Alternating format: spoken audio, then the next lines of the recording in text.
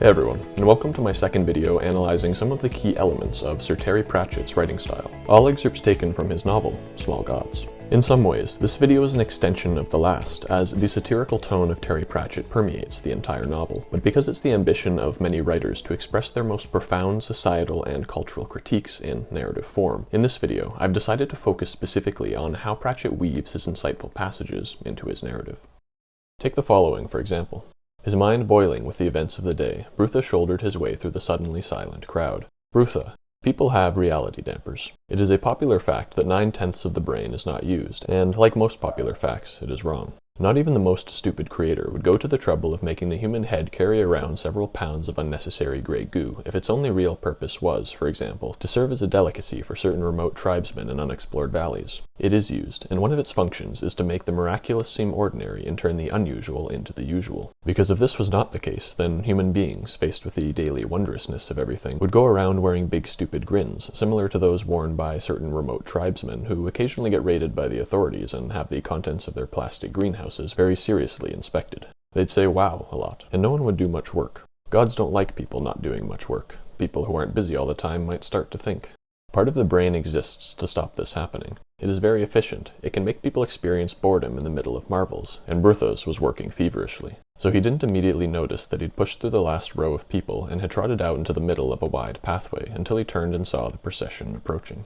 What I first want to draw your attention to here is how this entire passage is written as an aside, meaning that the narrator is pulling the reader aside to elaborate on and add depth to the topic at hand. The character Brutha is currently shouldering his way through a crowd, overwhelmed by a sudden revelation that has him distraught and questioning what is and isn't true, when Pratchett drops the sentence, "People have reality dampers," before going on to give his insights into how people's brains make the miraculous seem ordinary and turn the unusual into the usual. This sentence is what I call a statement sentence, as well as being a transition. Its role is to state a relevant, albeit sudden, piece of information and shift the reader's focus in a different direction, thereby transitioning the narrative from distraught boy pushing his way through a crowd to how people's brains can make people experience boredom in the middle of marvels. And because Pratchett must eventually shift the narrative focus back to what Brutha is physically doing, he writes the second transition sentence, and Brutha's was working feverishly.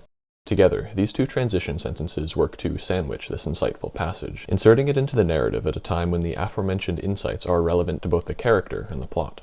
Oftentimes, we writers come up with all kinds of cleverly written, insightful passages, but struggle with knowing where exactly to insert them into our narrative, or if it can be done at all. Perhaps, like me, you have compiled a massive bullet point Word document recording all manner of random, possibly profound, probably pointless passages that may or may not end up in a novel. Just know that what it ultimately comes down to is this. If you want to slip in an insightful passage, do so when it's relevant. If you have something profound to say about trees, wait until the character is in a forest or engaged in carpentry. If you want to talk about economic inequality, do so when the character's financial struggles are weighing heavy. And, as is the case here, if you want to talk about how our brains make the miraculous seem ordinary and turn the unusual into the usual, slip it in when the brain of the prospective character is performing this very function. Now that we've taken a look at this example from a broad perspective, let's zoom in and take a look at what specifically makes this passage insightful. First off, notice how Pratchett is not simply trying to tell you something, but rather trying to convince you of something, and by this I mean he includes his reasoning. Pratchett could have written, "People have reality dampers, and one of its functions is to make the miraculous seem ordinary and turn the unusual into the usual. It can make people experience boredom in the middle of marvels," and Brutha's was working feverishly. There's nothing inherently wrong with writing a shorter passage like this. In fact, under certain circumstances it might even be preferred. But when you condense your insights, you run the risk of not being fully understood by the reader. Instead, Pratchett begins with a common misconception, namely that 9/10 of the brain is not used, and provides a brief argument as to why this is wrong. Then, not only does he explain what it's used for, namely, to make the miraculous seem ordinary and turn the unusual into the usual, he goes into what would happen if it wasn't, writing, because if this was not the case, then human beings, faced with the daily wondrousness of everything, would go around wearing big stupid grins. They'd say wow a lot, and no one would do much work. Pratchett even includes his insights into the corruption of religious institutions, the major theme of this novel, writing, "Gods don't like people not doing much work. People who aren't busy all the time might start to think." Whether or not you agree with these insights is beside the point of this video. What I'm concerned with is how they were conveyed and at what point in the narrative. As I mentioned in the beginning of this video, this passage is well saturated with satire, from the extra grey goo that may hypothetically serve as a delicacy for certain remote tribesmen in unexplored valleys, to comparing the hypothetical big stupid grins of people seeing the true miracle of life, to those worn by certain remote tribesmen who occasionally get raided by the authorities and have the contents of their plastic greenhouses very seriously inspected. But I won't delve too deeply into these waters in this video. Check out my previous video, linked below, if you're interested in me unpacking Pratchett's satirical techniques, and let me know in the comments why you think Pratchett repeated the certain remote tribesman comparison, each time in a very different context, one being cannibalism, the other seeming to imply people growing weed. I myself have a few thoughts, but am not entirely sure. Anyway, let's move on to our second and last excerpt, which takes place during the introduction of a character known as the Tyrant. Note that a part of Pratchett's style occasionally involves the use of an asterisk, referencing a note in the footer at the bottom of the page.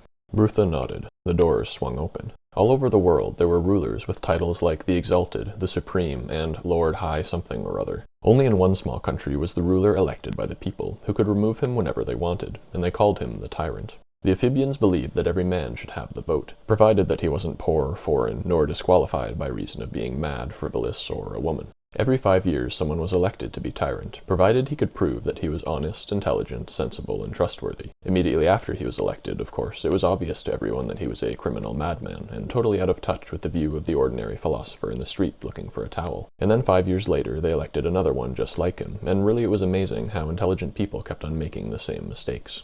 The tyrant was a fat little man with skinny legs, giving people the impression of an egg that was hatching upside down.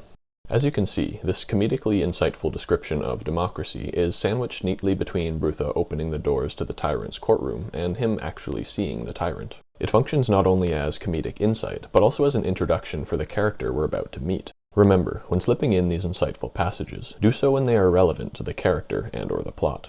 Once more, you can see how Pratchett uses a statement sentence, meaning a sentence which simply states something that is true, as a means of transitioning the focus of the narrative into his humorous insights on democracy. And the insight itself is brilliant, not only because the satire is laugh-out-loud funny, at least it was for me when read in the context of the rest of the book, but because Sir Terry is so elegantly putting something into words that the majority of people know yet rarely ever think or talk about.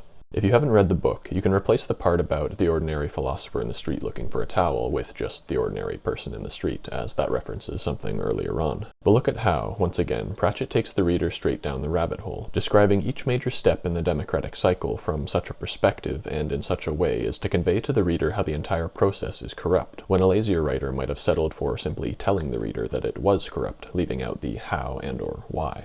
As was the case with our first example, this insightful passage was written as an aside, meaning this entire passage could be removed and the narrative wouldn't be interrupted. Granted, I think it would be made all the lesser for its absence.